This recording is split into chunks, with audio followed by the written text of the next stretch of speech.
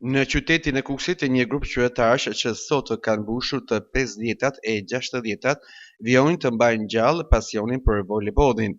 Prej 9 vitesh, ekipi amator i grup moshave për meshkujt funksionon me përkushtim duke u kthyer një shembull të rrallë të sportit të qëndrueshëm dhe vullnetar.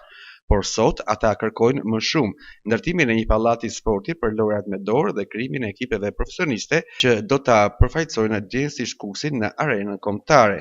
Kapiteni i ekipit amator të grup moshave, Bukurosh Unuzi, thotë se është koha që Kuksi të ketë një infrastrukturë të denjë sportive. Një nga kërkesat e këtyre njerëzve, këtyre voleybollistave, është e mundur që shumë shpejt të ketë mundësi që edhe Kuksi siç e ka Rresheni apo siç e ka Hasi të ketë një pallat sporti të dedikuar për laureat me dorë.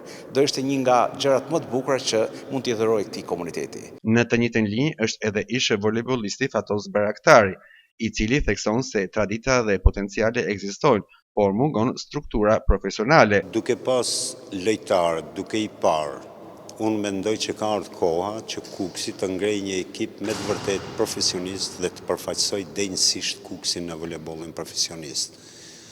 Kjo tregon edhe rezultatet që kanë arritur çunat dhe gocat në kampionatet midis shkollave që zhvillohet në Tiranë. Domethënë janë shpallur kampion dhe nën kampion. Atëherë mendoj që ka ardhur koha që të krijojmë një ekip me të vërtet profesionist që të përfaqësojë Kuksin në nivel më të lartë.